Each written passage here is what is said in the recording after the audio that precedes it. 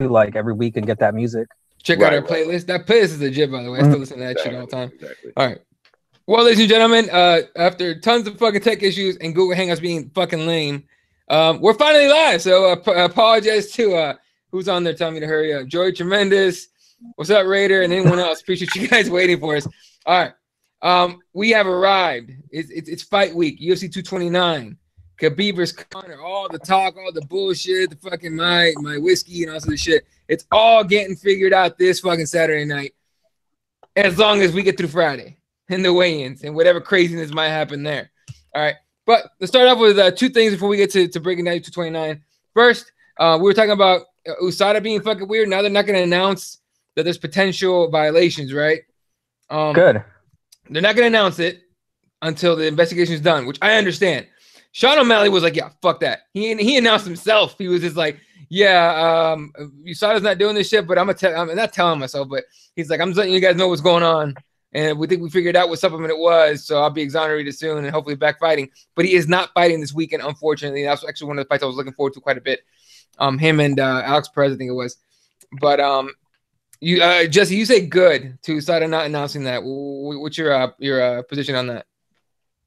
I think because of the privacy thing, the big thing is that as soon as somebody gets popped, doesn't matter what it is, could be weed, could be, clenbuterol, John Jones, could be cocaine, could be anything.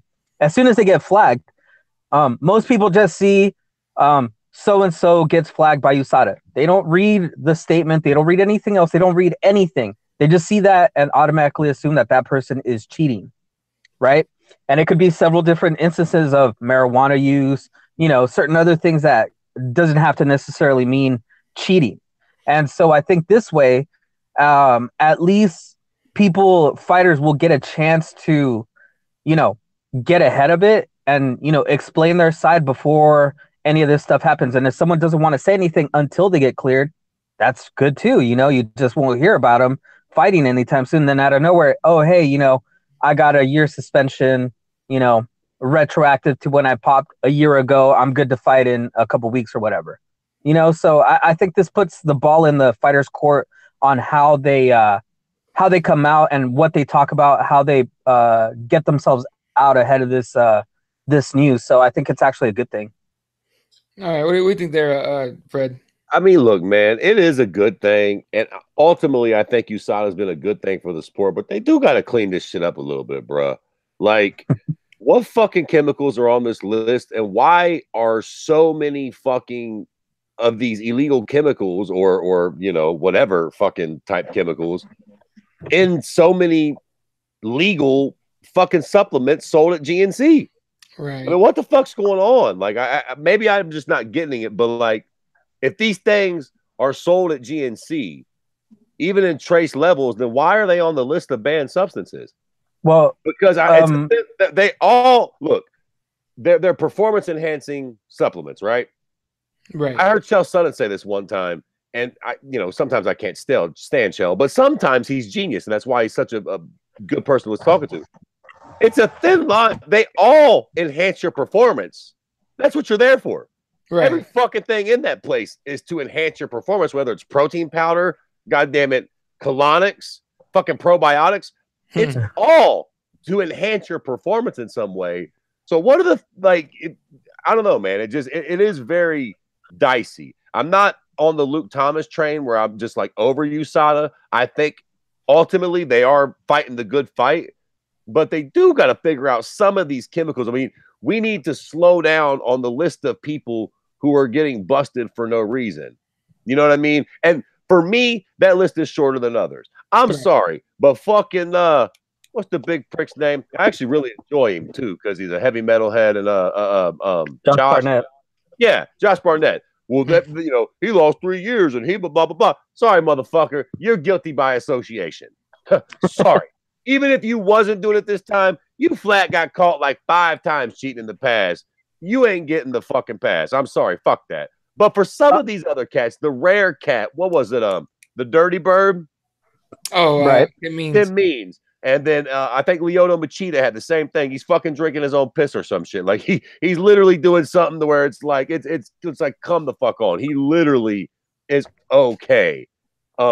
But as far as these supplement things goes, I hate it because it gives guys like John Jones and every other cheating shitbird a way out. Well, here, just check all these supplements. Y'all gotta. It's almost like a crapshoot at that point, right? Oh, it's yeah. like if I'm taking 45 supplements and y'all check them all, y'all bound to find a little something in one of these things, and then we'll just blame it on that. Man, fuck that noise. Well, yeah. Go ahead. I'm sure, Eddie, you've seen Bigger, Stronger, Faster, right? The documentary with Bell? Fred. Yeah. Fred, have you seen that documentary? I have not. No. A steroid documentary, I'm assuming? Yeah, it's on Netflix. Yeah, it's a little bit on steroids, depression, wrestling. But the interesting thing about that documentary is the director, writer, producer of the whole thing.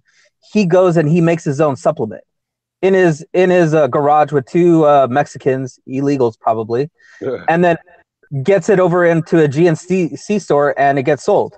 Yep. And that's exactly what happens with the products that are in GNC. As long as you have enough of it that they can sell, they don't really care what you have in your product. You can put a label that says all natural, and you could put freaking HGH, steroids, everything you want in there. And I think a lot of people have talked about how a lot of companies do that in the initial run, a couple runs of it. People like it, they get the effect of it, and then they take it out of there. Listen. And then it's a clean product, and people are still hyped up about, the steroids that were in the initial run. That's just how the industry works, man. Well, I tell you what, now knowing that, I'm sure a lot of other people have seen this documentary. My best advice at this point, if you are a fighter, do not go to GNC or a chain store. No, seriously, go seek out like an independent health food store or a fucking vegan cafe. Go somewhere and be like, yo, I'm a fucking professional fighter.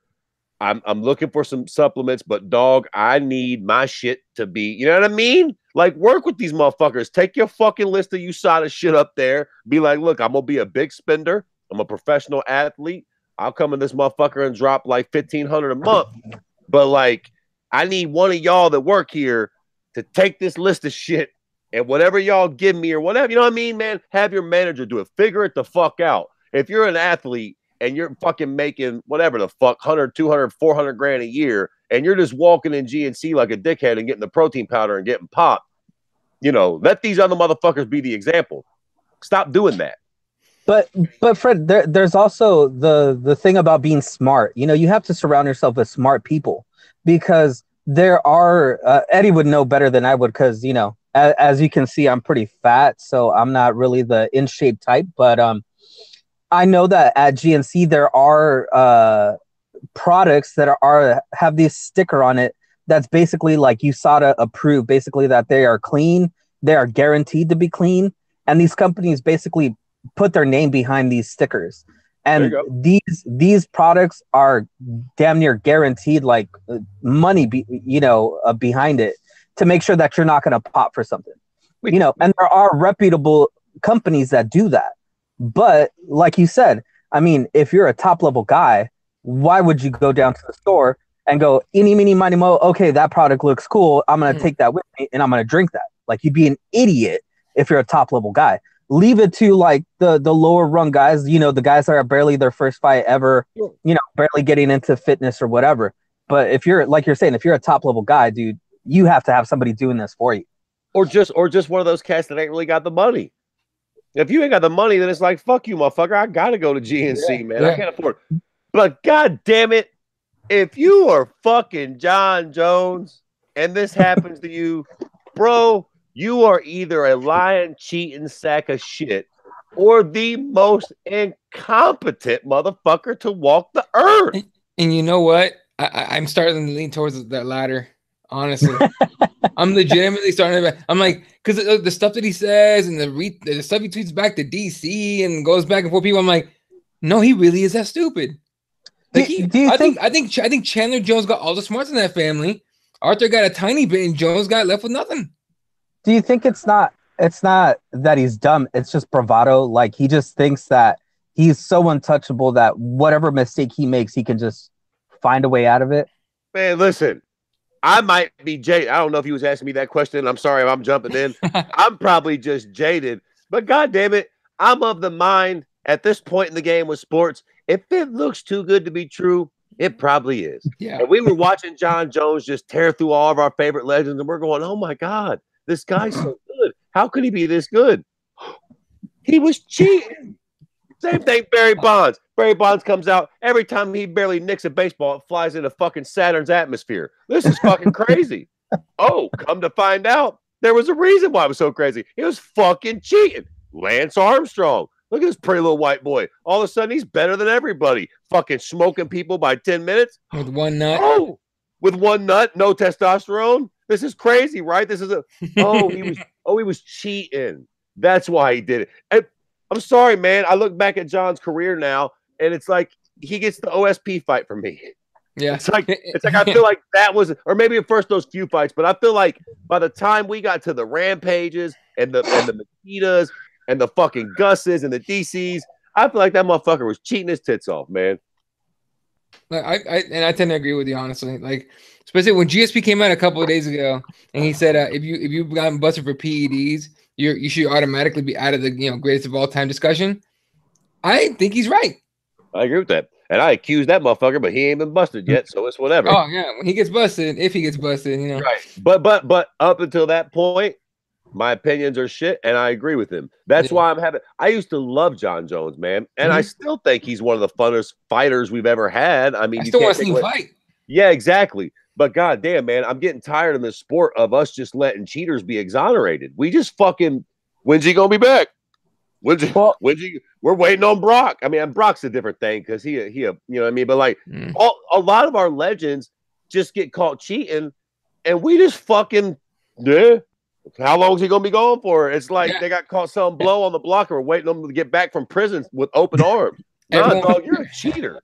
Everyone forgot about the blue tie dick pills of Anderson Silva. It's out of nowhere. Right. You know what though? I think this is the perfect transition to the fact that, as Fred was saying, we're all looking forward to John Jones coming back.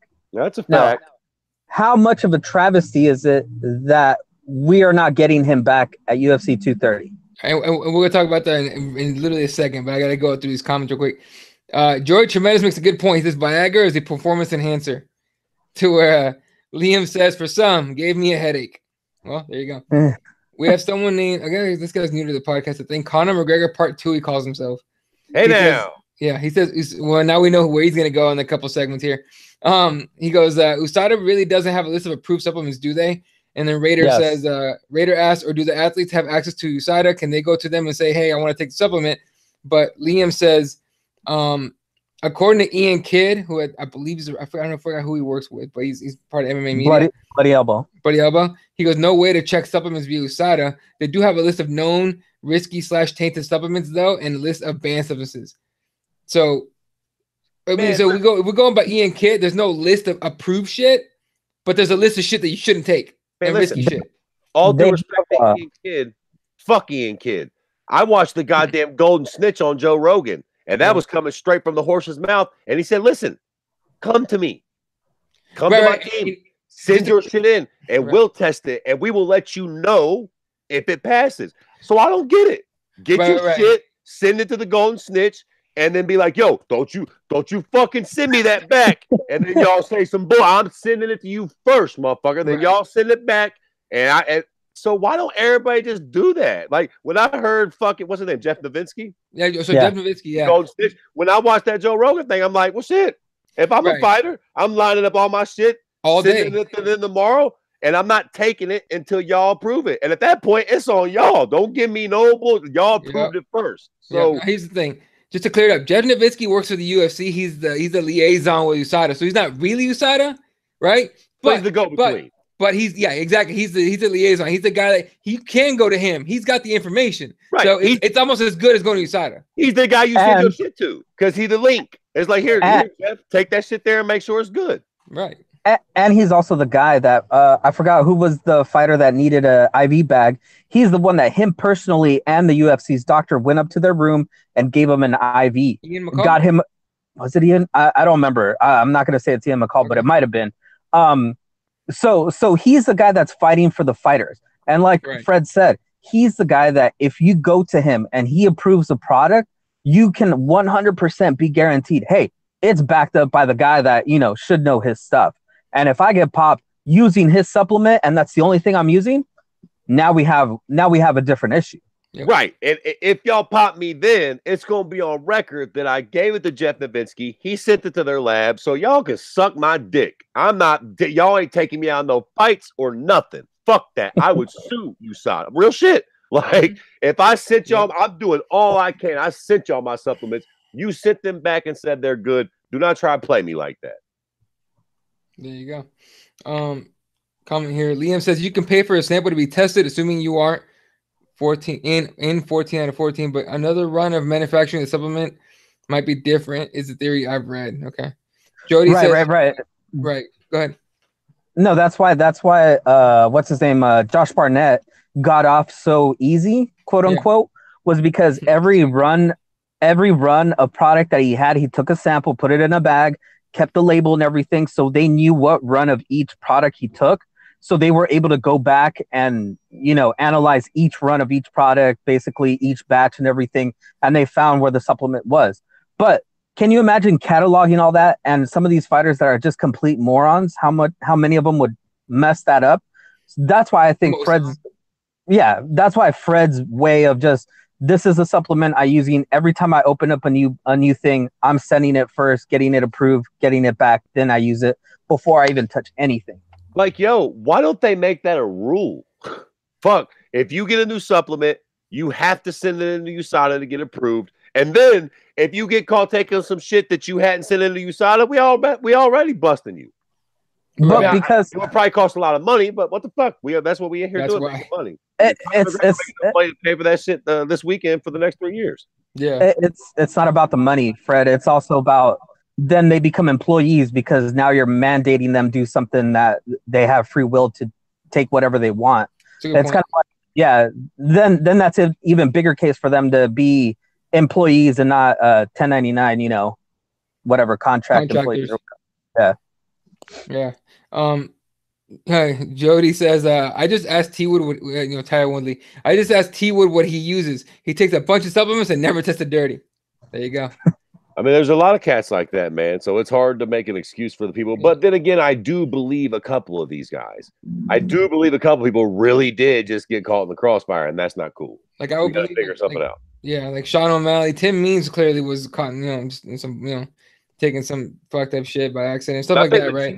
I think Machida's was like that too. I think it was literally like melatonin or something. Machida told on himself too. On top of that, Machida told on himself, and he never tested for it.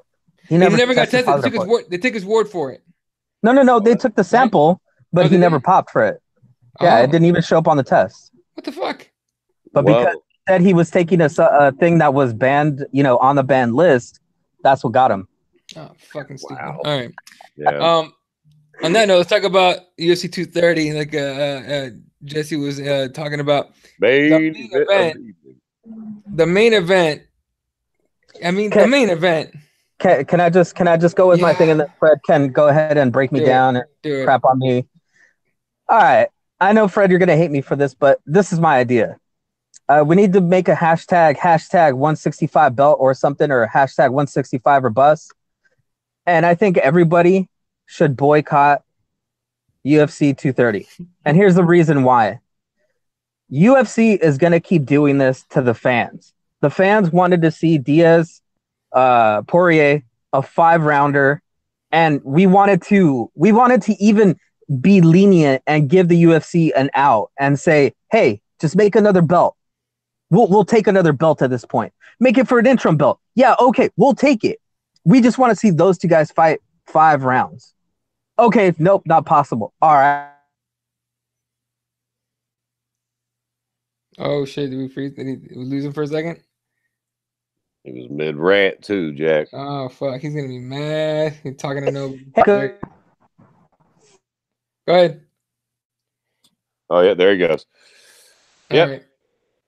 All right. So listen, I'm sure he's gonna pop back on here in a minute and finish his little rant. Look, I see where he's going, and ultimately I do agree. Why do people call at this hour? Why? Oh, you got called? You got what Fred usually gets. Yeah, I got Fred. Look, the whole point is that the fans were clamoring for all kinds of different fights that were just great fights that we could have had. Yet the UFC decided to make a fight that, one, none of us wanted. Right. Two, nobody gives a damn about. And three, they already had booked, Valentina and JJ for later on, in a month, right? Or a couple weeks after that event. Mm-hmm. So we're losing 2 fights because Sajara also had a fight. So we're losing 2 fights, getting a fight nobody cares about. And now the UFC is like, well, here's your main event. Have fun. This is crap. We need to tell the UFC with our dollars that this is not what we want. And it sucks because Diaz is on the card, and I understand we're all fans of Diaz and we want to see Diaz and Poirier fight. But honestly, that's the only way we're going to get the point across that this is not what the fans are going to put up with. And we need to tell the UFC in the only way we can, with our buying dollar, the power of the dollar, that this is not going to flow. So again, I'm not paying for that, and I'm not watching that event. So if you guys want to join me, let's make a hashtag. Well, all due respect, Jesse, you are definitely on that boat on your own. I might join you in not paying for it, and I might pilfer it, but I am most certainly going to watch it. I cannot get you there. Look, man, here is one of my major issues with this whole thing anymore. This idea that you have got to have a belt on the line in the main event is just about the damnedest thing I've ever heard of. And the idea that, well, we'll just make a belt. Dude, does anybody care, or am I just naive? And are the casuals really that fucking stupid that that many more people buy if there's a belt on the line? Yes, that metric has been bandied around for a long time. How just having a belt on the poster, and fans are like, the casuals are like, oh, well, it must be important. It's a belt. It's for a championship belt on the line. Listen, I'm not going along with this. I disagree. I think times are changing. I don't think that's true. I really don't. I don't think belts are. I'm not going to say that I don't think they're relevant. I don't think they're as relevant as. I'll put it to you like this, okay? Nate Diaz, this card in general, Nate Diaz and Dustin Poirier for no belt. Fuck that belt. Hypothetically, fuck the 165-pound belt. Fuck all them belts. Just give it 5 rounds, or fucking Shevchenko versus whoever the fuck Carl Eubanks. Who, if those were on individual pay-per-views as headliners, which one sells more? Diaz. By a country mile.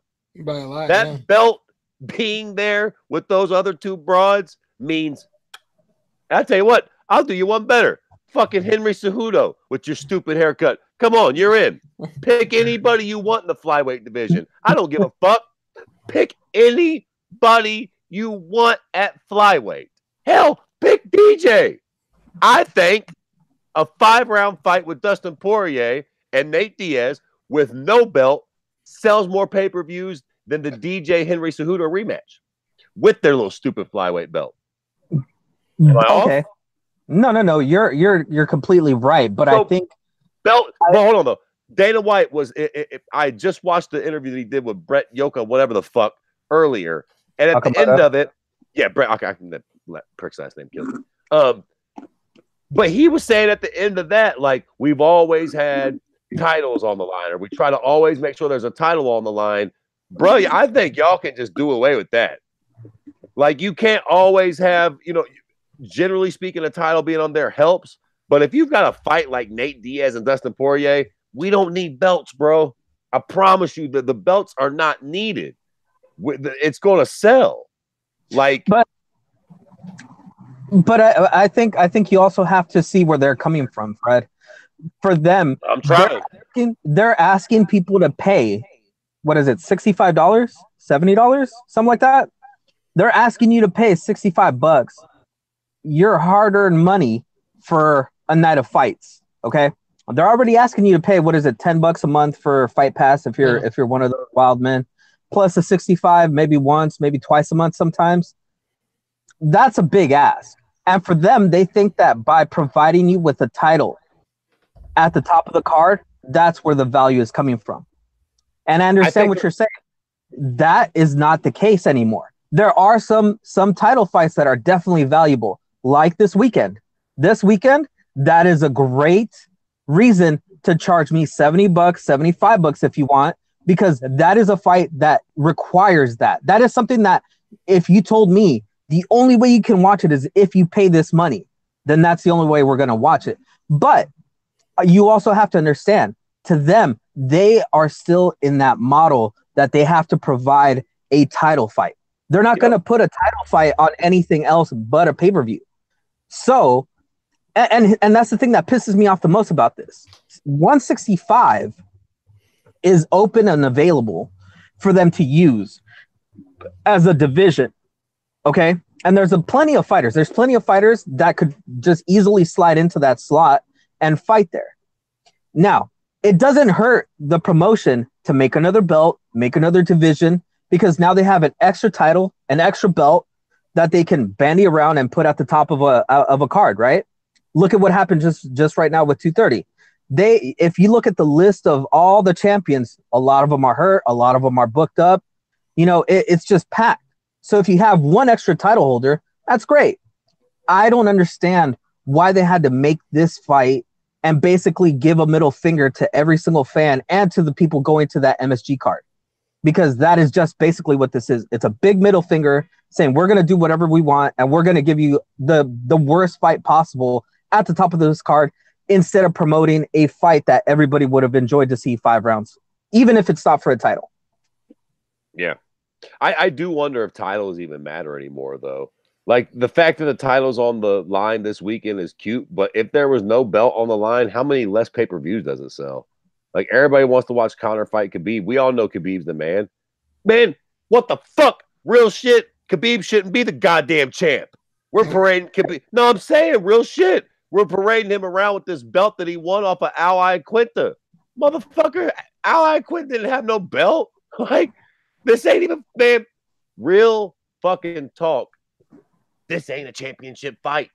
Conor got stripped 3 years ago, and Khabib has got a belt that he won off a real estate agent. Okay, so who's the real champion at 155? That's my fucking point. Nobody, really. I guess we're crowning him this Saturday, technically speaking, but it's not like there's some dominant champion coming in to defend his belt. But I guess the point is, we all already know. Like, the belts almost seem low-key meaningless at this point. Like, we know the star fighters. We know who's ranked where if you're following the sport. I suppose the belts are important for the casuals and the fucking stupid fucking ranking systems that they put up on UFC. Maybe that's important for some people. I guess for a lot of us that would be tuning into podcasts like this or that watch the MMA Hour or any other shit online, if you're just not the most casual of casuals, you already know what time it is. These belts are just fluff, man. And quite frankly, 165, I don't know how I feel about that, because I think Dana White almost kind of made a good point earlier. Isn't 165 just going to be a bunch of cats that couldn't make the fucking cut at 155 or 170? Oh, listen, okay, hold on. Say, for instance, they did make this fight with Dustin Poirier and Nate Diaz for a belt. Couldn't one just argue that they got that belt because they couldn't cut it at 55? They both can make that weight. Well, not just that, but also look at Poirier. Poirier has been on a good run at 155, right? So you can't say that he's a second tier fighter. No. Now let's say we want to cash in on a little bit of money here. You make the 165 belt. Nate Diaz happens to win that belt, and then you have an epic fight between Conor and Nate for a 165 title. Now you have a champ. You see what I'm saying? It's all win. And you give the fans what they want. Okay. What they want is that fight for 5 rounds. Like Fred said, it doesn't matter about the belt. The belt's just for the UFC to be happy. Oh, okay. We get to put a shiny little belt on whoever wins at the end of the night. That's great. We don't really care. We just want to see that fight 5 rounds, and we don't get it either way. Right. So on that point right there, on that point that Jess was making, like, why would you not make a 165-pound belt with Nate? Because if Nate wins that shit, then you got to deal with Nate Diaz as your champion. And as we all know, Dana White isn't too keen on dealing with any Diaz brothers with any kind of leverage whatsoever, right? which Nate has had before the, I think it was at 202. He had quite a bit of leverage, and now he's got just a little bit. So what though? No. Here's why. So what? Because Dana White has a history of being a petty little bitch. We fucking seen it a million times. Whether or not it matters. Okay, when he was with Frank and Silva, right? When those guys were here, you don't think? Okay, first of all, are we in agreement that they would be like, yeah, make 165? What are you doing? Yeah. Now, Fred's point before was Dana's not in charge anymore, right? Not like we think he is. Right. I am 100% agree with that. Right. No, yeah, exactly. I 100% agree with that. I do think he has a little bit of fucking he has a decent amount of pull to be like, look, guys, make this 165-pound belt because this fight with this Valentina Eubanks fight is a joke, and the people are gonna know it. And it's almost like no, just make that fight. Okay, fuckers, you want to make that fight? We'll make that fight. See what happens with you. You know what I mean? Right. So that might be the thing it's going on here, but you're right, Eddie. And I think like Fred was saying, the biggest MMA fan is a guy that went into the sport and convinced his two rich friends to buy a company that was millions of dollars in debt. And he stuck it out, did everything he could to build the company that it is today. And if you if you think that Dana White is back there thinking, well, good thing I got over on Diaz, good thing I'm not, we made this title, blah, blah, blah.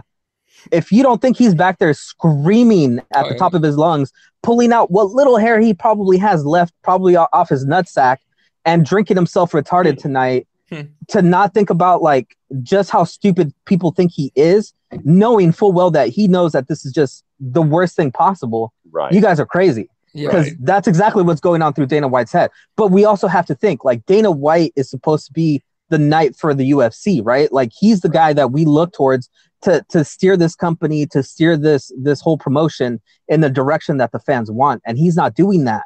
And, whether his hands are tied or not tied, it looks bad on him.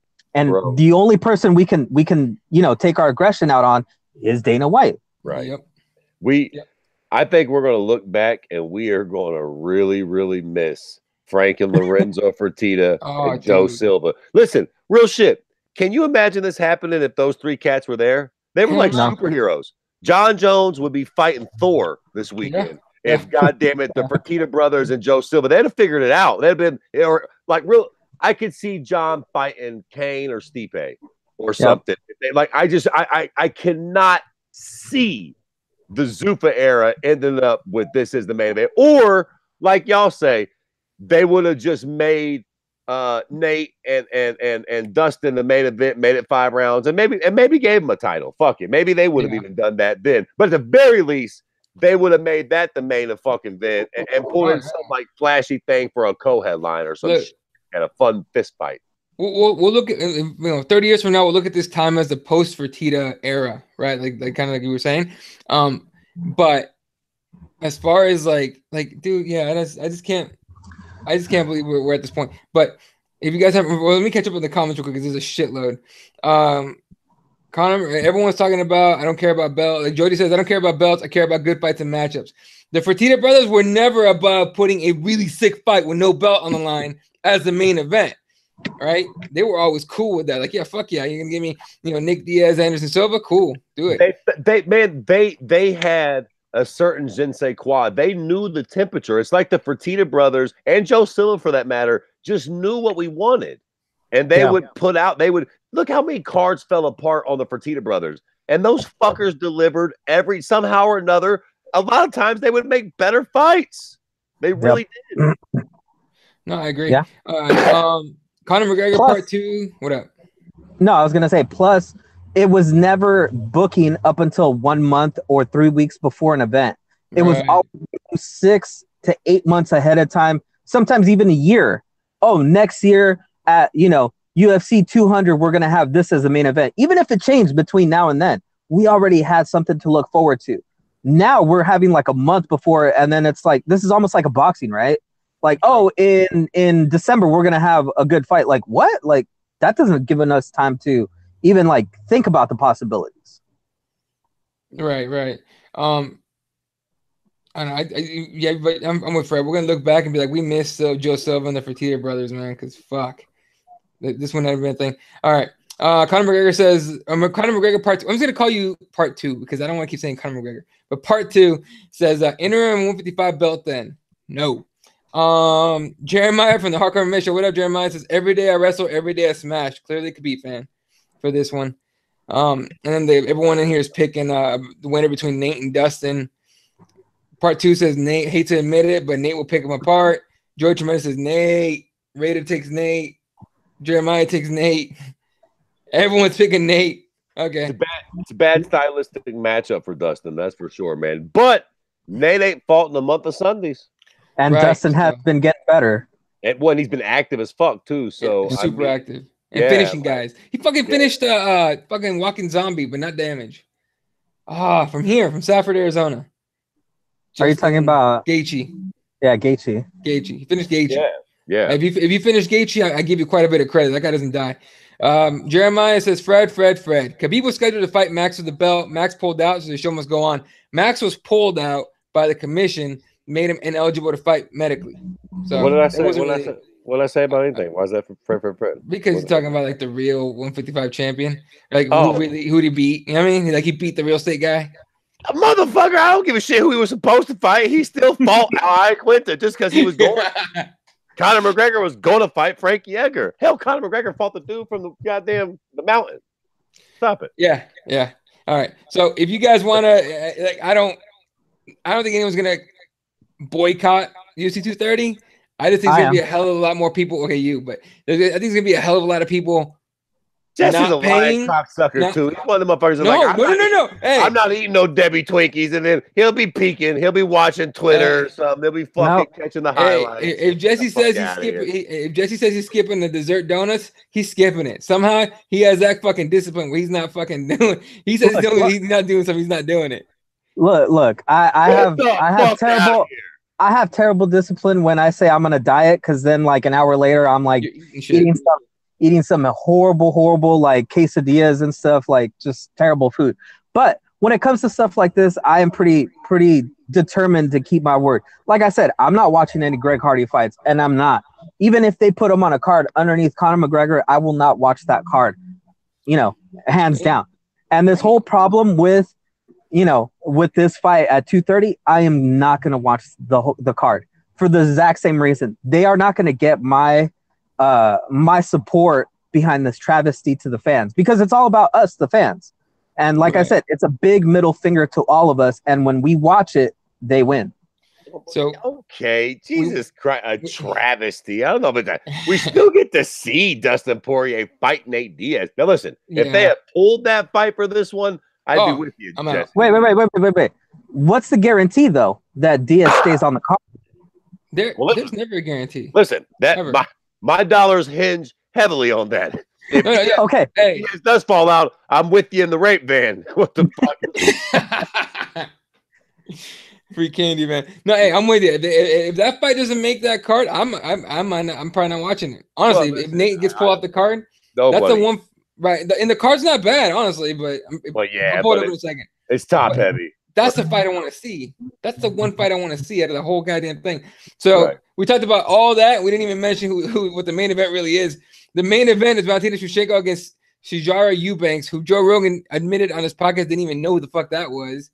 And then she gets on Twitter and goes, "Joe knows who I am," and everyone's like clowning her. Like he does.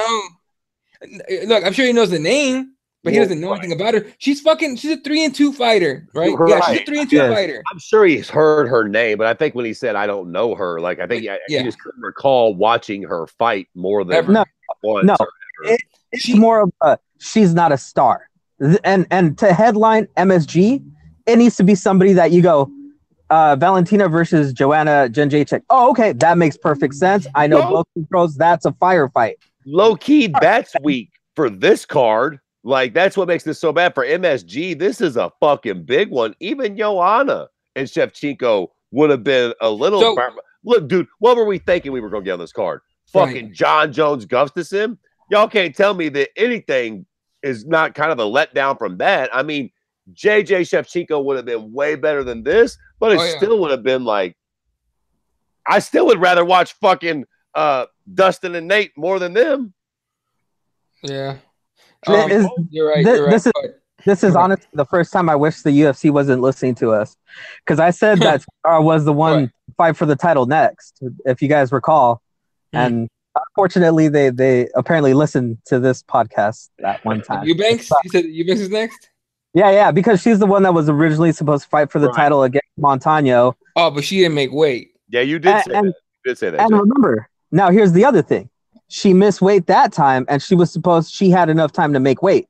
Now, what's the guarantee that she makes weight for this fight? Because she's a big gal. If you haven't seen her, if you can pull up a picture of her, Fred or Eddie, and you see her, she's not a svelte young lady. No, she's a big girl. She's a 135er if she cuts normal. You know what I mean? Like, probably. I think she cuts too much. But yeah. Okay. So on the YouTube comments, Jeremiah says, "Did you guys see that picture that Nate put up the other day? He's shredded." Jody goes, "Nate looking good. Apparently she likes what she sees." And then Raider says, "I don't even want to see Shevchenko main event anymore." Here's the thing. Oh, they got Chukagian as a backup. Yeah, I did see that too. That's. I mean, I don't. Okay. Look, you think, but yeah, nice. That's not bad. But they must really want this whole flyweight fucking belt thing to go through and get this shit out of the way. But I mean, it doesn't make me care much more. Fucks. Well, you got to remember, Fred. The first attempt at defending that title was just a disaster. With Montano not making weight, not making the cut, and they had to strip her. So now it's a vacant title. Yeah. So they need this to go through. It's all a messy thing. So, all right. So my thought on this is, okay, so they had the Joanna fight was supposedly almost official, right? I think they're saving that fight for a card later on. I think they know good and goddamn well that Shevchenko's going to start this chick in no time, take her belt, the new champion. Joanna's going to call her out. They're going to call each other out, whatever. And honestly, I think they should make Joanna take a fucking fight against some other shitbird at 25. I mean, because listen, right? You know what women's flyweight has going for it? That fight. After that fight happens, we're in limbo for a while. So I would have both those girls fight a fucking shit can apiece at least before we line that fight up. Try to build it a little bit because that's all female flyweight really has waiting on it right now. That's the biggest fight by a country mile for that division. Yeah, I think they're saving that fight, the Joanna fight, for another pay-per-view. So be smart. Right. All right. Oh, that's fun when tweets are taken out of context. Cool. That's funny.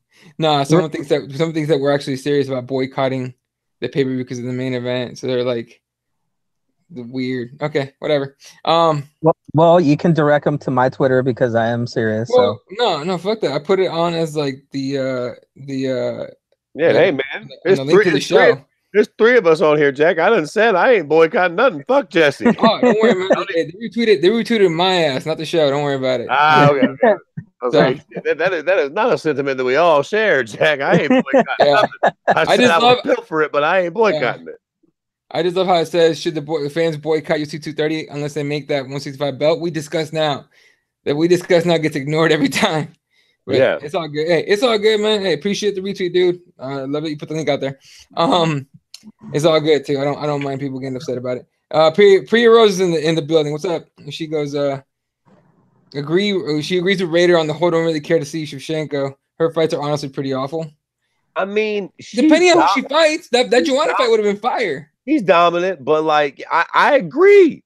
Look, real talk. Who's trying to pay $70 to watch Shevchenko fight? She ain't there yet. And that's the problem with this champion narrative. Man, I don't give a fuck that she's the champion. I still don't care that she's a great fighter. She deserves to be the champion. But if you're talking about money that Daddy Fred has to spend, hey, Jack, let's go. We can hustle up something else for that. Like, I'm not, Right. I don't know, man. It feels like you need to build them up a little bit. Like, they put DJ's funny ass on Fox a few times. Put Shevchenko there. You know what I mean? Like, I ain't gonna pay no money to watch her. Not for real. Like, again, it's the post Fertitta era, man. It's all the like, way. Quite frankly, about belt or not.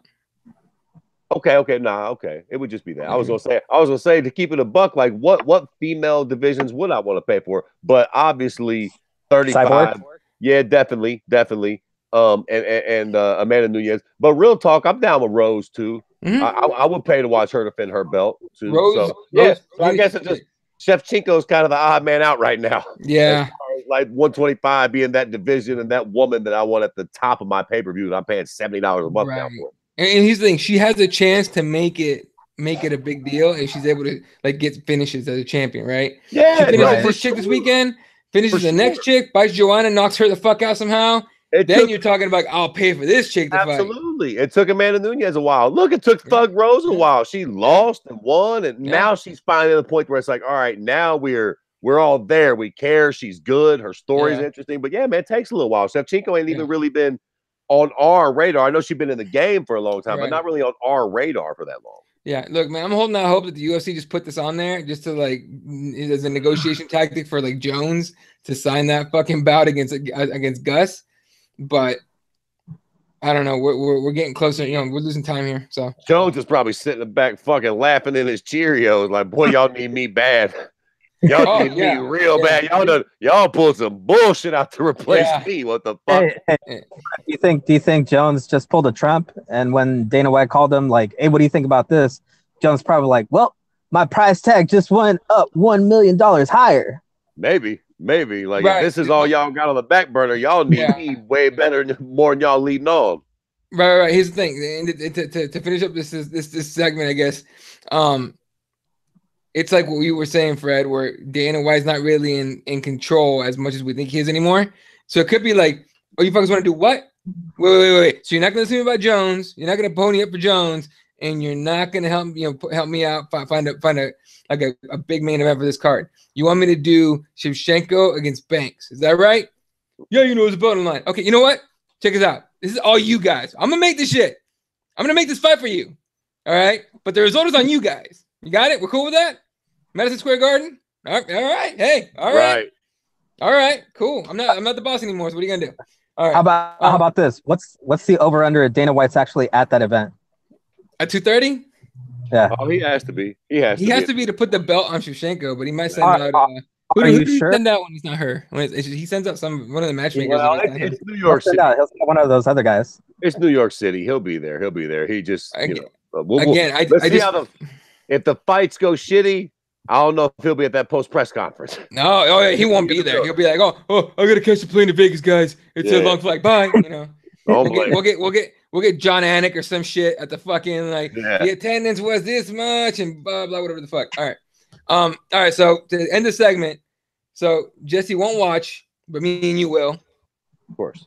Right? You damn pirates, allegedly. Yeah, maybe.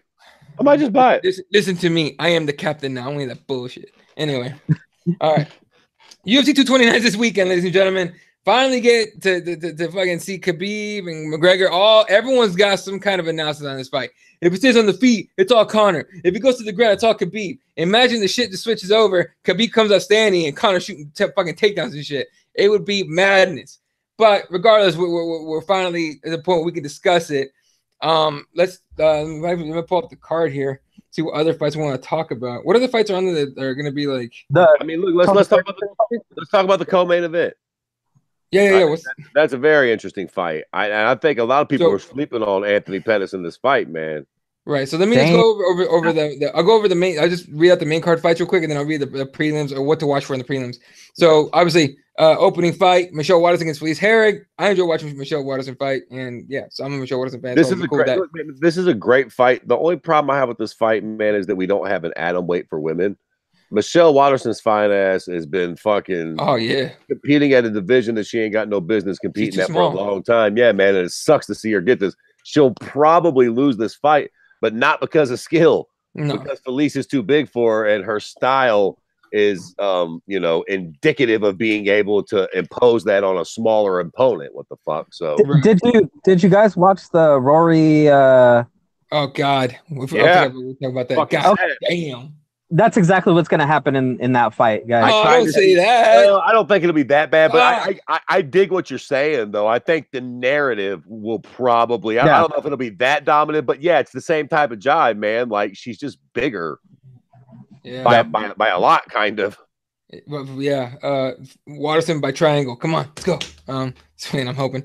All right, the fight after that, heavyweight bout, Derek Lewis against Alexander Volkov. Volkov is, on the sneak tip, one of the best heavyweights on the planet, and he's starting to make his fucking march to the title shot.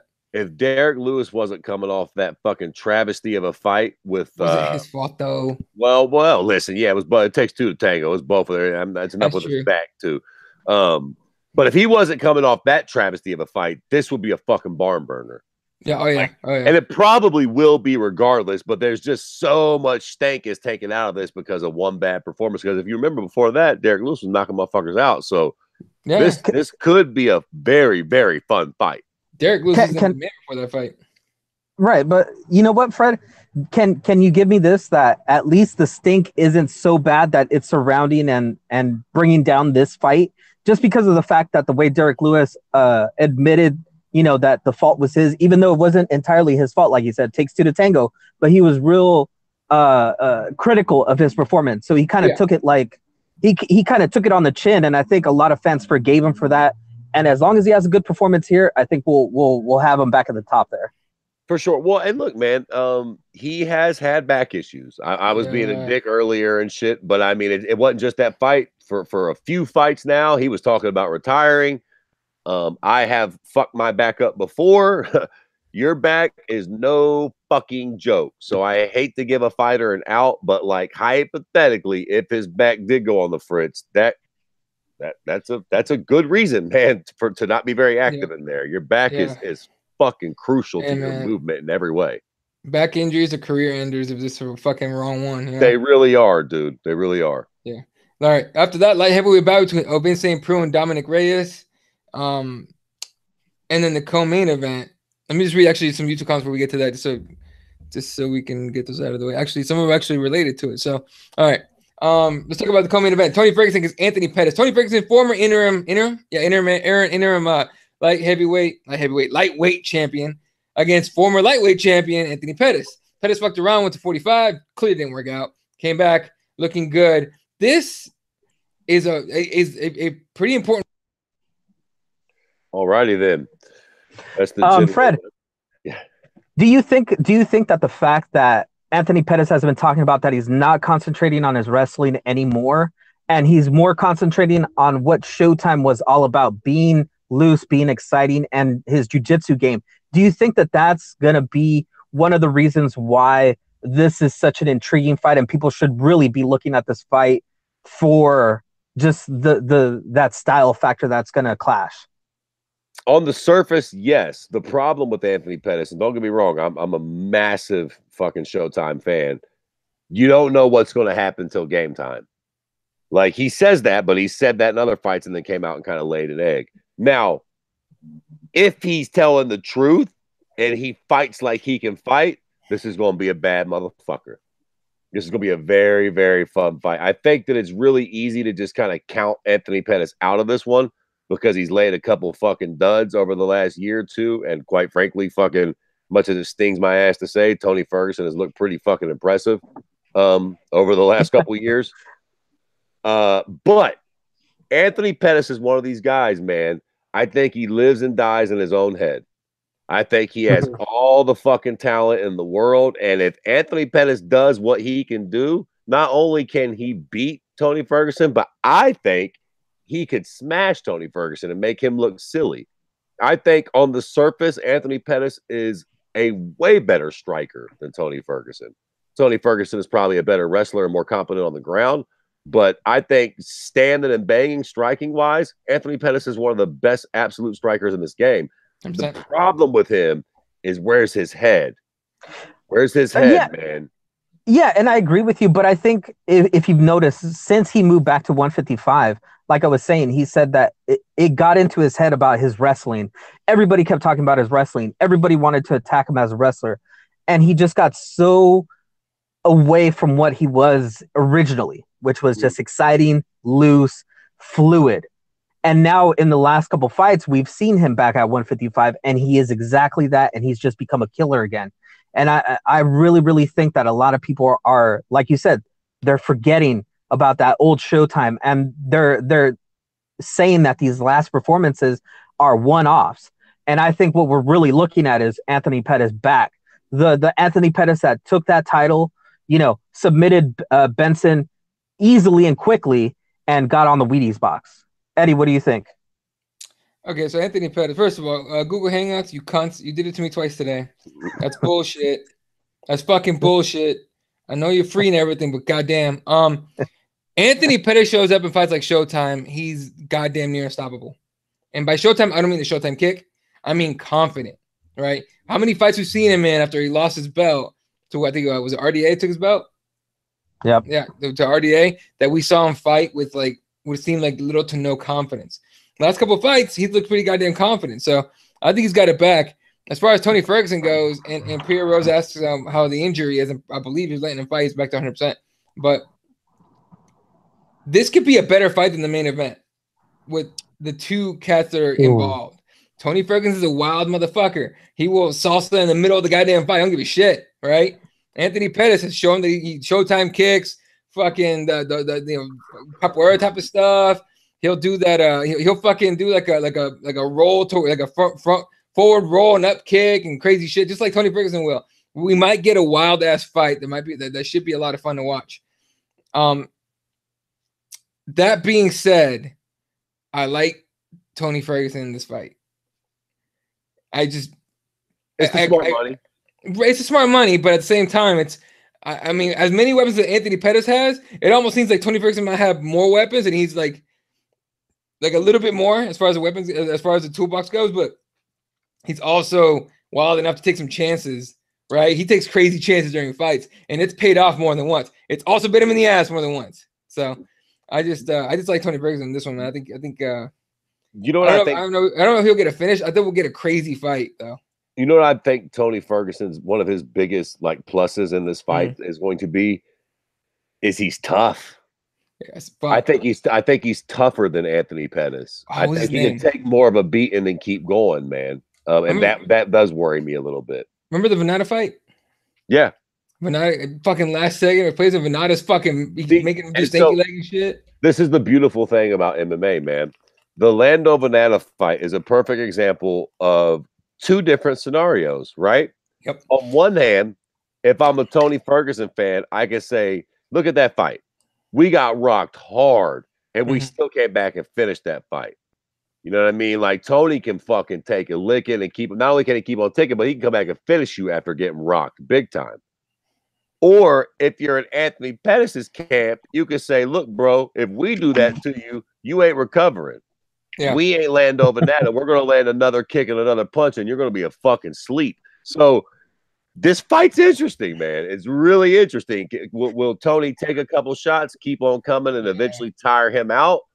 Or will Anthony Pettis be able to put it all together and get a Showtime finish of old? And I'll tell you this, as a sidebar side note, of all the people we have that are involved in the main event and the co-main event, for me personally, the ideal matchup, just stylistically to watch fun fights, is Conor versus Showtime. Yep. I love that. The idea of those fuckers fighting, if Showtime can actually finish Ferguson and have a really impressive performance and get us if we all are like, oh my God, Showtime is really back. Can you imagine a prime Showtime versus Conor? Just stylistically, the kicks and the punches and the fucking capoeira shit, that would be fucking fun. That's a striker's delight battle. Can I say though, Fred? I agree with you that Tony Ferguson is tough, but can you point to me a recent fight where he's had to prove his toughness for a couple rounds? Ferguson? Yeah, Ferguson. The Venata fight? I don't know how go. No. That yeah, I'd have to pull up his record. Who has he fought recently? What fights is he coming off of? Let's see. The Kevin Lee fight. Kevin Lee fight. Couple other fights. Look, my point is that up in Barboza a little bit, didn't he? Wasn't Barboza catching you with some serious kicks and shit to the leg? So really, real quick on that point, Jeremiah makes that point. He goes, fuck Jeremiah, what the hell? Oh, here he goes. He goes, he's picking Showtime in this fight. He goes, Tony gets hit a lot, and Pettis is one of the best finishers in the game once he has you hurt. That's a very strong point. That is a little bit of my point, but my point is that you say he's tough, but he hasn't proven his toughness in a long beating. Anthony Pettis was beaten and brutalized for 5 rounds against RDA. If you remember that fight, he didn't get finished, and he kept getting back in there and attempting to win that fight. Kept getting taken down, kept getting beaten up, but every single round he was back in there, and he showed how much tougher he was. You know, like he didn't give up. It was easy for him to give up.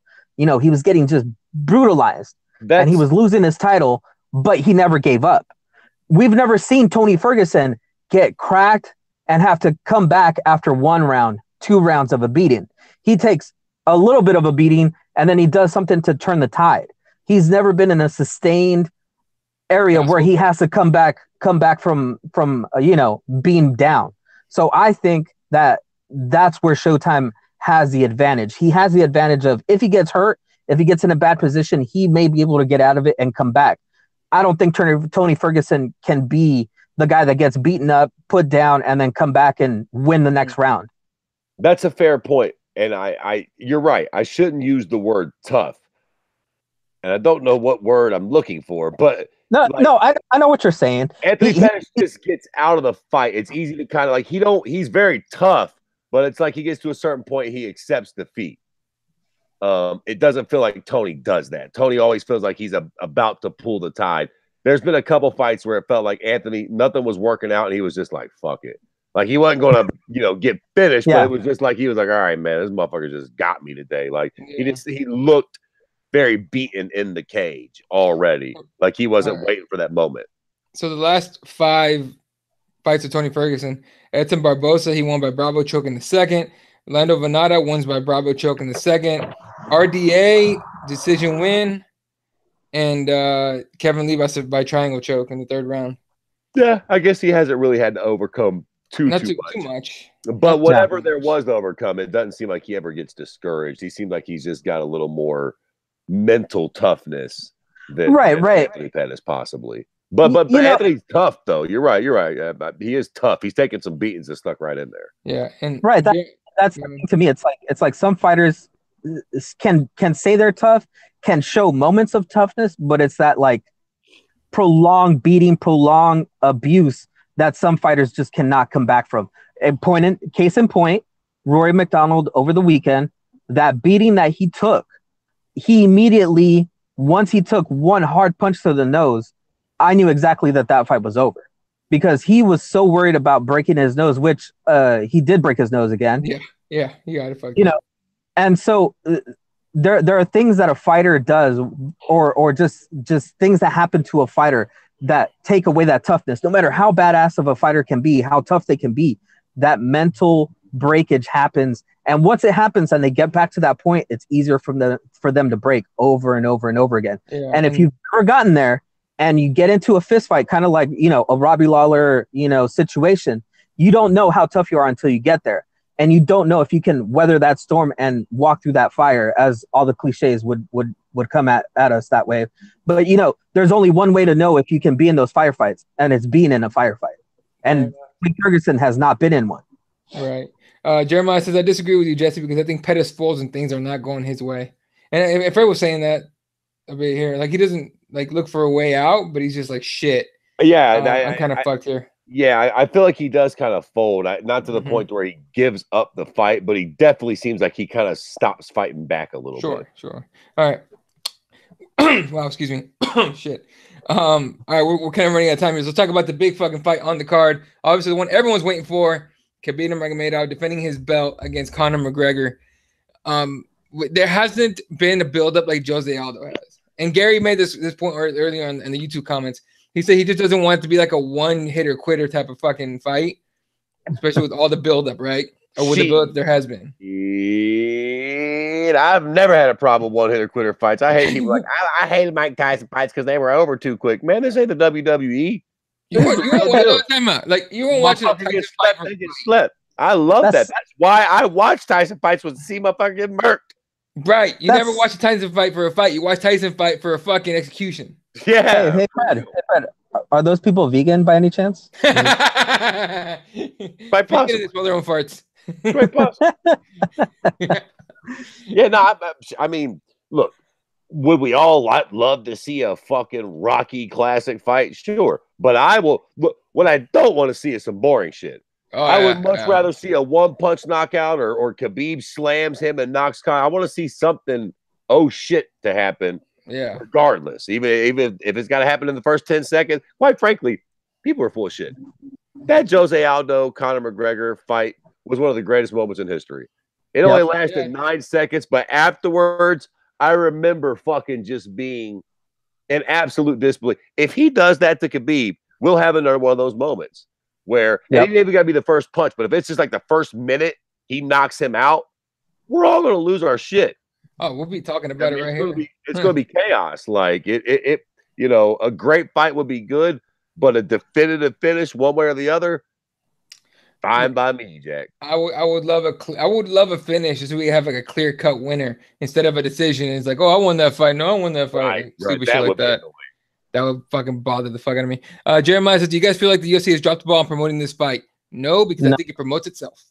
Yeah, so. I agree. And remember, they weren't going to be able to get Conor to do a whole he wasn't going to do the world tour. He's not going to do that. He's going to do 2 things, maybe 3, work out 2 conferences, and that's about it, dude. So what we got is perfect. Yeah, I think the reason that this is a little lackluster is just because Khabib doesn't have much of a personality. We're selling Khabib in the same way you have to sell a Fedor, except he doesn't quite have a Fedor type mystique yet. I mean, he's undefeated, but he ain't beat nobody that matters. So, like, it's Khabib is cute, sitting location. He's got his lines, but he's no Floyd Mayweather. You know what I'm saying? Right. Even though he says he's the Floyd Mayweather MMA. I think I will say this: they dropped the ball in that first presser, not letting the fans in. That was bullshit. You just wasted all McGregor's, fucking coked out lines and shit. I think, because the media always has awful goddamn questions. I mean, shit. But that thing was a fucking media storm, though. I mean, between the whiskey and the fucking, it got a lot of the interest got drummed up. It ain't like they came there and they were both quiet. Yeah. I mean, it was a shit show in a bit of a good way. Yeah. That's a weird one. At the very least, it sold a bunch of fucking whiskey for Conor McGregor. Hey, like a motherfucker. I saw I don't know if it's for real, but there was like a post on Twitter somewhere where they had a sign in front of a bunch of those proper 12 cases of whiskey. It's like, due to the, immense popularity, only 2 bottles per person per day. Like, just sell those fucking things. Who gives you shit? I can't front. I want to go get one of those bottles for Saturday. I don't like whiskey, but there's just something weird. It's like, I feel like I should be drinking a little proper 12 during that fight. I keep hearing like people say it's like the whiskey drinkers, not like regular people that go drink fucking whiskey at the fucking bar. Those people love it. Whiskey drinkers, like kind of snobby people, like on YouTube, talking about how it's like, it's kind of whack. But that's also saying like the critics enjoyed a movie called Boyhood, and it's the greatest movie they've ever seen. If you watch that movie, you'll be bored out of your freaking mind. Yeah, it's the worst movie ever. Yeah. So Well, and I think it's the same type of jive. Like, look, what beer is sold most on planet Earth? Probably Corona. On planet Earth, Bud Light. but Bud Light, right? Bud Light. Yeah. But if you get any kind of a beer snob, they trash the fuck out of Bud Light. You know what I mean? They're like, "Oh, I don't drink that. That's horse piss." I think that's exactly what you have here. What the fuck? Yeah. No, you're right, Fred. Let's see. Most popular beer in the world. Please be something like Steel Reserve or something like that. I was going to say, I probably should have said world. We're going to get some wild ass Japanese beer. Okay, so I said in the world, and for some reason, Coors Light's coming up. What the? Listen. Even more of my point. You're gonna have a lot of people that are like, that is garbage, trash, but everybody drinks it. What the fuck? It's super cheap, man. Yeah, you can get like a 30-pack for like $6. It gets you hammered. It's smooth. It literally is like Connor's whiskey. $30 a bottle, nice and smooth, and it'll get you fucking wasted. Get you fucking wasted. Real quick. I know we covered the main event. Yeah. Can you guys give me your opinion if you guys watched DAZN for the Bellator card over the weekend? Yeah. I was actually going to say we should talk about that before we wrap it up. Yes. Listen. Let's wrap up. What is it? 226, 290, 229. All right. Yeah, man. Look, I seen Chael try to open up the narrative because everybody's saying that if Khabib wrestles, he'll win. If Conor strikes, and he was trying to open up this idea that maybe Khabib could strike a little. Listen, I love you, Uncle Chill. Bullshit. At the end of the fucking day, this is going to come down to the goddamn fact if Conor can land that shot or if Khabib can get his hands on him. There's no need to debate this fight. Could some different shit happen? Always can. It's MMA. But more than fucking likely, we know exactly what to expect from both these characters. So it's goofy to fucking try to break it down. Just give your fucking predictions. Who's going to win this goddamn fight? We all fucking know what time it is with me. It's Conor McGregor. I've got $100 bets with 3 different Russians in my neighborhood, Jack. Seriously? Yeah. Little Russians came up on me talking all that yin-yang. You like Conor? We take a bet. All right, well, fine, motherfucker. Let's bet. Well, if we don't see Fred next week, we know what happened. Hey, I pay my debts, Jack. It's only really? Dude, Ron didn't say. Ron didn't say. Listen, I pay my debts when they don't cost me a nut. I'm just saying, there's a bet out there that still needs to be paid there, Fred. Out of respect for the man. Out of respect for the man. That bet won't even get paid when this man's 6 feet under, all right? That shit's, we can forget about that. English, you gotta wait till I see you on the other side. I'm still gonna have these fucking pearly locks, and I'm gonna want your fucking left nut. He's gonna come up like, so about that bet. He's gonna shave my head while I'm asleep the first night in heaven. Fuck. That's what I'm saying. Either you're gonna come back, you know, if Khabib, you're gonna come back. You're gonna come. It'll be hell. Me and English are both going to hell. We never believed in heaven, so like, first night in hell, I'm getting it from English. Look, man, I'm pretty sure me and Aaron are gonna meet you down there, man. None of us are angels here. Fucking hell's gonna be lit. I think the only one that's not gonna get there is probably Jesse. I think he's like done enough he's gonna good be up shit. in heaven like, this fucking sucks. Fucking broke a few more laws. Lame up here. All right. All right. Jesse, your prediction. I say Khabib, second or third round. Oh shit. Okay. Second or third round, what? Of the fight by okay. How does he finish? TKO.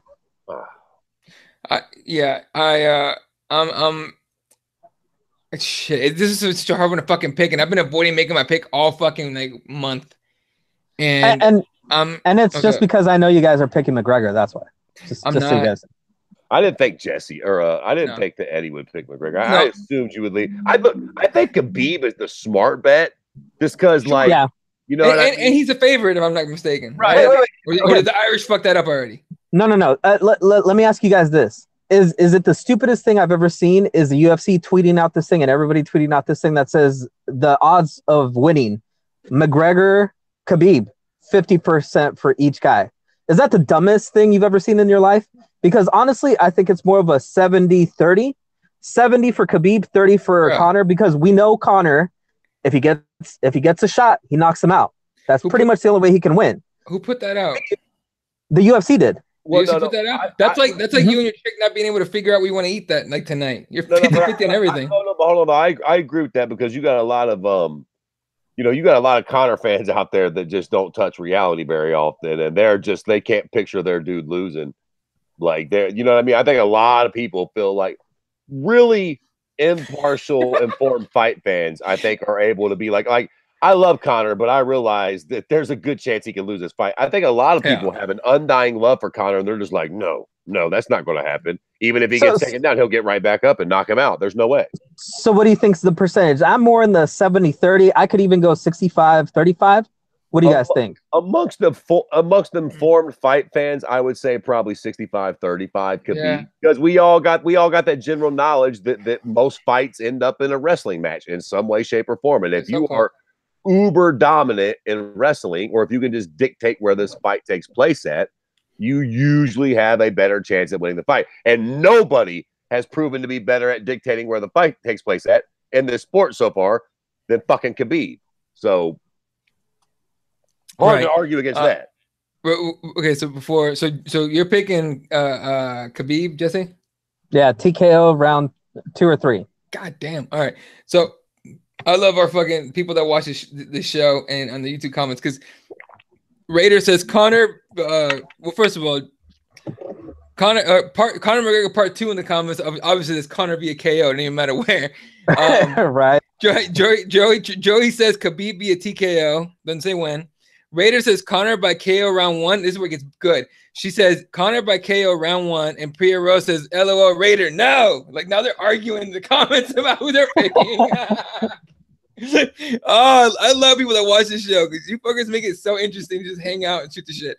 Can you imagine though how crazy it'll be if Conor does knock him out in the first round? Oh, dude, that's gonna be fucking greatest of all time. Gonna be thrown out immediately. Yeah. Oh yeah, by me. I'll be the first one to tweet it. I fucking bet. Oh my God. Be fucking goat emojis all over my timeline that night, Jack. I fucking bet. So I like Khabib in 5 rounds. I like Khabib in 5 rounds decision. I think not because I think this is what I think we're gonna see. Maybe not like a Rocky movie type of thing, but I think it's gonna have that feeling. I think we're gonna see both guys go to their strength and be successful, but not be able to finish the other one. You know what I mean?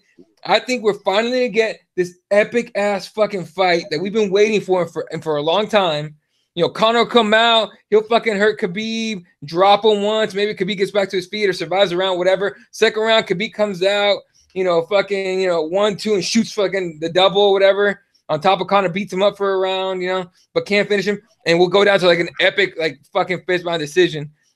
Maybe that's what I hope for, but I think that's what we're gonna get. But I'm with you. Smart money says Khabib. Smart money says Khabib, the ground game and everything. And I think everyone's making a little too much about the Michael Johnson fight, cracking Khabib and wobbling and whatever. The rest of the fight was all Khabib. He survived that shot. Now, is Conor McGregor probably a stronger hitter than Michael Johnson? Goddamn, probably, yeah, of course, right? Especially with that lefty. But I'd like to think that Khabib training at American Kickboxing Academy, they probably said, "Hey, look, I know you ignore us with the whole head movement thing every other fight. You can't ignore us this time, motherfucker. You better move your fucking head." So yeah. So I think it's gonna be the decision win for Khabib, and then we'll get a rematch at some point soon. But I'm just excited for to finally just see a conclusion in this one, and I'm low key a little more excited for the co-main, honestly. So I think it'll be good. Let's see. Given surname says, I think Conor might get the KO with a knee when Khabib is diving for his legs. That's the other thing no one ever talks about. Khabib shooting for fucking takedowns and Conor being so fucking good at timing with any strike. I've thought about that. And if he pulled that off, that would be beautiful because it be great. It would take impeccable timing. But if he could do it, like if anyone has that, was that how MVP landed the knee on Cyborg? Yeah, I think so. I think Cyborg had shot on him earlier, and he kept getting stuffed, right? He kept getting stuffed. And so at some point, MVP got every tell in the timing and then literally cracked the skull. Right. And I think I was watching, or no, it was. I was watching fucking Dazn, the Bellator card, and they were showing the top 10 Bellator highlights. And when I saw that, I thought, that could be that maybe. That could happen in the Conor Khabib fight. That would be fucking amazing for Conor, but it's an option. It's definitely an option. All right. All right. So that's gonna do it for our pre-fight show. You have a question for this week or anything? Oh no. That's it. Let's wrap up Bellator. All right. It won't take long. You know what I mean? Fucking Rory ain't big enough for 85. He's not big enough for 85. And point blank, never have setup. I admire the balls that he had to jump up there and fight a killer like Gegard. Gegard's a motherfucker against other 85ers. If you thought for a second that Rory, literally Rory tried to roll into a knee bar, and that's when Gegard goes, that's cute, drops on him, starts fucking punching right in the nose. Right. But you're right though. You never know till you try. Now we know that he ain't. No, seriously. But at least I gotta hand to him. He had stones for giving in the fucking world. Now I think even he knows, like, okay, true. I ain't really got much business being at 85. But look, you see people like Conor do it successfully, DC do it successfully. This is the first time we've seen it kind of backfire in a major way, man. Not every time is it gonna happen. Right. Yeah. But in general, did you watch it on DAZN, Fred? Yeah, I did. Okay, what did you think overall about the app? Because a lot of people were having trouble with the main event, a lot of buffering, a lot of stopping. A lot of other people had trouble with it. How was your experience with the app? Yeah, I hate it. Real quick, for sure, ask the people in England what they thought of that bullshit. You know what they got said at the main event? They got Peppa Pig, bro. Oh, yeah, but that was on TV. I heard about that. Yeah, it was on TV. That's what I'm saying, TV. No, but as far as the zone, yeah, okay. Right. They had Peppa Pig. No, but yeah, look, the app definitely has some kinks they need to work out, man. It kept going back to the prelims at different fights on the main card and shit. It would just like it would be there, and then it would like snap back to fucking a fight from the fucking prelims, and I'd have to reload the fucking app. I eventually started watching it on my phone, and my phone seemed to work a lot better than my fucking laptop did for whatever reason. But yeah, it wasn't the worst. I got the fights watched, but there was definitely some bullshit. It wasn't like Fight Pass. Right. Right. This one's young. That's true, though. That's true, though. But they definitely got a little work to do. And I'll tell you what, the funny thing is that DAZN on for the Combates events, they've had 2 on DAZN already, and both events have gone smooth as butter. But yet Bellator, they just couldn't get it right. I don't know if it was that many people that were streaming it, probably, or on with that. But it was so laggy, hiccupy for me. And you know, the whole debacle with Peppa Pig. Talk about that for a second, Eddie, because UFC made that mistake once where they went over their pay-per-view time and the main event got cut off. And nobody got to see that main event. And that was a pay-per-view. But I think it was a Tito Ortiz fight or something like that, if I remember correctly. And they never made that mistake again. Wouldn't you think that a number 2, quote unquote, company in MMA would know better than to go over their allotted time? That's just my thing. I think they make a lot of mistakes that they shouldn't fucking make. That's just what I think. I think they do a lot of shit that they shouldn't do. Other than that, for me, DAZN is probably not something I would keep for Bellator. I like it for Combates. Combates does an amazing job. You know, they have great fights. By the way, they officially had the first 165 fight at their event. So Bellator beats the UFC to Hawaii, and Combates beats them to 165. God damn. Yeah. And it was an amazing fight card. I did miss Gilbert Melendez on the mic because I got to hear the Villainson and Vixen or whatever her name is. You know who I'm talking about. Yeah. Not as a fighter. Mind you, not as a fighter. I like Julianne as a fighter all day. She's vicious as shit. Can't talk worth the fuck. It was terrible, man. She was talking about, you know, but my favorite thing is when people that are announcing call a fight 10 minutes before it ends. A guy would get into a bad position, wouldn't call it correctly. Oh, he's got his hooks in. He's got the body triangle in. Oh, he's got a rear naked choke. Doesn't have it in. It's over. The fight's over. It's over. Yeah, this fight's done. And the guy gets out. Oh, wow, he got out. Like, anyway. Here's the thing. There's a difference between being in there, and there's a difference between watching and describing. Sometimes when you're watching and describing, you're not focused on you know what I mean, on technique. Like I always have to rewatch. Like for example, I'm doing the live tweet play-by-play for Cage Side Press this weekend. I'm gonna watch obviously and live tweet it the entire event, right? I'm gonna rewatch it on Sunday as a fan because you missed so much shit. You know what I mean? Yeah, I understand, but like there was I forget which fight it was that I was watching. A guy broke his pinky toe, and his pinky toe was like literally like way above, like almost sticking up. And every time he would walk, you could see that little toe just wiggling around and kind of like saying hello to the entire world. And nobody mentioned it. Nobody. And like he was limping from like the middle of the cage back to his chair. He was pointing at it. They never mentioned it. Look, never. You got to hire my man, Jesse. All right, he's going to be in the building this weekend. Someone drops out. All right, we have someone ready to go. He's going to make weight. Well, he doesn't have to make weight for commentating, but still, he's ready to go. He's drinking tea. He's getting his vocals ready to go. All vocabulary is on point. We're ready to go. Hire Jesse. Anyway, so real quick, Pre-Rose says on the YouTube comment says Gegard beat Roy Nelson. No, I think he beat Mark Hunt. Yeah, he definitely beat Mark. Regardless. Yeah, Mark Hunt. Right. The guy that beat Mark Hunt was not going to lose to Roy McDonald. Right. I mean, Gegard's a big dude. He's fought at 205 quite easily. By the way, did you guys notice just the speed difference? Gegard was just so much faster than Rory. I was shocked by that. Rory was not able to carry that extra weight good at all. Like at all. And Gegard's just really fucking good, man. He's really fucking good. Yeah. And honestly, I wonder why the fuck. And this is my last point on it. I wonder what what's their coach's name? Head coach at their fucking gym, TriStar. Oh, Faraz. I'm wondering why Faraz didn't say, "Hey, this is a bad fucking idea." Or maybe he did, and Roy's like, "I don't care." Well, man, like I said, man, hindsight's 2022. Rory is a bad motherfucker. Maybe he thought, look.